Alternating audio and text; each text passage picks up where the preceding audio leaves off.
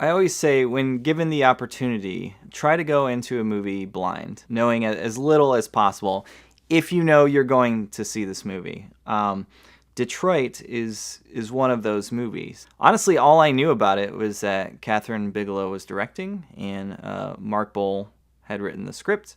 Those two had worked together on The Hurt Locker and Zero Dark 30, both of which I enjoyed. I thought they were decent movies. I knew that Detroit dealt with the riots that took place in the late 60s. And that was really all I knew about the movie. I almost thought, just going into it, especially watching the opening of the film, that maybe it just dealt with the riots as a whole. Like, it was a very, broad picture, kind of Gangs of New York, style movie. Except shot, like kind of like Zero Dark 30, where the style is very documentary-esque. But that wasn't the case at all. Maybe I should have watched the trailer. I might have been a little more prepared. But the film actually focuses on the murders at the Algiers Hotel that took place during the Detroit riots. Basically, to give a brief summation, there was thought to be some sniper fire coming out of the third story of the hotel. So the police, state police, and National Guard basically went in there to try and find the sniper. And by the time everyone had left, 3 young black men had been killed, and with like little to no explanation. So this movie kind of gives us the setup for the events. It shows us the events and gives us a little bit of the aftermath. And it's definitely not a short movie. I think it clocks in at just shy of 2.5 hours. And I can tell you right off the bat that as soon as the film ended, I wish it would have been a miniseries. Something that was maybe like, it could have been like 10 episodes, but even like 6 episodes, 6 1-hour episodes would have really done the story justice, simply because there is so much going on. And to be fair, a lot of it going on is really fascinating. I mean, obviously there's a huge cultural divide going on at the time. During the riots, where a bunch of poor black individuals are having to deal with a predominantly white police officer, and a lot of them racist at that. I mean, that's a story in of itself, and maybe it's a little too broad, for a movie to cover. So that's why this focuses just on the Algiers motel. But the way the movie is set up is, you don't have a good grasp on the main characters or kind of where the story is headed.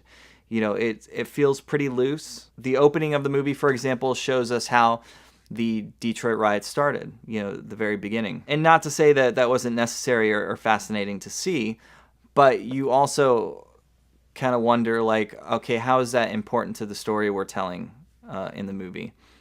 Now, again, that, to be honest, like, I wanted to see that. I was interested to see it, but given the runtime and that we're focusing on the motel, I'm not sure if it was the right move. That's just me kind of bickering. Again, I just feel if it was a miniseries, it would allow you to really dive into a lot more aspects, and especially the characters. There are a lot of characters to go that we're following in this movie. And I know I'm going to leave some out, but there's obviously the inhabitants of the motel. There were 2 girls there. There was a part of this kind of like Motown group called the Dramatics. There is the lead singer and his friend, who is kind of like a band manager of sorts, who was there. There was a veteran, there as well. And of course, that's not even including the police force. We had the local police that came in. There was a security guard nearby who John Boyega plays in the movie. And I liked his character a lot because he found himself stuck, between a rock and a hard place. He was somewhat condemned by his own people for taking on like the authority role. His race didn't feel comfortable with him giving directions to them, as he puts it in better words than I just did. but also, because the white police were basically like, who are you? What are you doing here? Kind of thing. So he found himself kind of cut off from both, but also trying to help both parties, which was really fascinating. And the bulk of this film are these basically all this police and the inhabitants of the motel, and them trying to figure out who is the sniper, what exactly is going on, and this intimidation game that the police are playing. And it's a tense movie. In fact, a lot of moments in this movie almost come off like a horror film, because everyone is really unhinged. Obviously, the riots are going on, and these police are treating, anyone that's not their own race, terrible. Not all of them, but they're, predominantly, they're just not going by the book, of course. So tension is really high throughout a big portion of this movie. So props to the actors and the director, because that cannot be easy to shoot, for hours and hours and days on end. These really high stress situations. I'm stressed out just talking about it. With that said, the movie films basically it takes the testimony of the witnesses into account, and that's what the screenplay is based upon. Nobody really knows what the absolute truth of the situation is. By all accounts, what happens in the movie certainly, makes sense, something like that. And by the time the motel situation kind of ends, we do deal with the aftermath of it. There was a trial and everything. And I have to admit, by the time we get to this point in the film, it's just not as compelling. I mean, understandably, it's hard to follow up that really tense, like, kind of second act of the movie, with a court case, courtroom drama kind of thing. And it's weird because, again, this is one of those moments where I felt like a miniseries really would have done it justice, is they don't want to do like a courtroom drama third act. So it's very condensed, and they try to skirt through the issues, fairly quickly, just to give you like the bullet points and stuff like that. And taking that into account, I don't think the movie ends on a very satisfying note. Now, I don't mean satisfying in that, like, I wanted everyone to get justice. I know this movie has a lot to say about race and segregation and right and wrong and the police and what have you. But no, I just mean as far as, a film goes, the story goes, the story we're trying to tell, the characters that we're following. I wouldn't say that it delivers the kind of complete package that you kind of expect and want when you invest in these characters over the course of 2.5 hours. And again, it's hard to blame the filmmakers, because there's a lot they're trying to tell here, and even 2.5 hours seems like a short amount of time to do it. And because of that time, some of the characters get the shaft.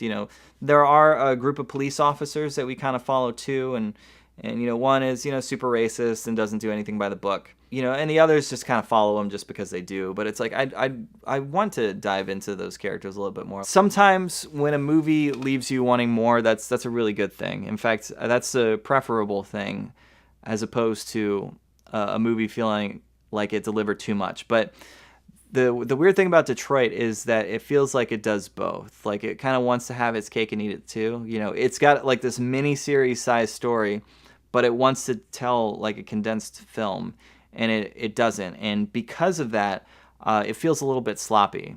Act 1, Act 2, Act 3, it all feels a little bit sloppy, because you can identify the acts, but it's like, the narrative kind of jumps all over the place because there's so many characters and so much going on.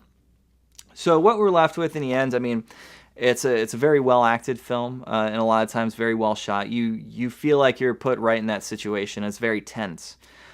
But then again, it doesn't have the emotional payout that you'd want. And at the end of the day, it's a good movie, certainly. I think it falls short of just being great. I wouldn't be surprised to see it get some Oscar noms, come the noms.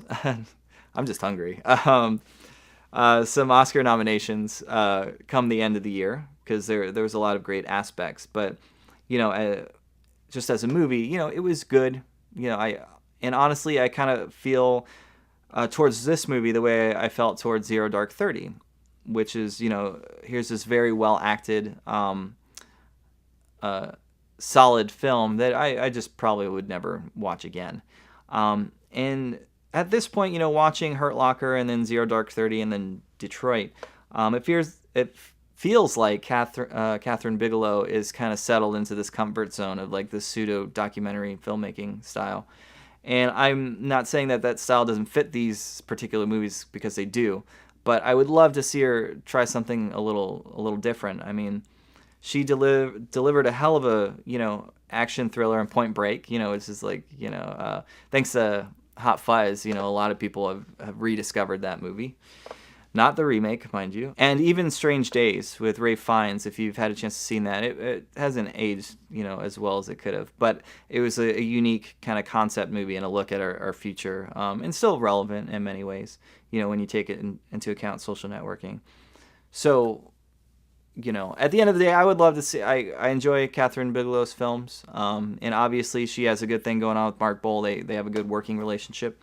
I would just like to see something a little bit different, maybe a little more condensed, if you will. Or if not, like just go like the full 9, do like a mini series on something. I think they would kill it. If Kathryn Bigelow were to do a Point Break 2 right now, it would be done like documentary style, following Keanu Reeves around.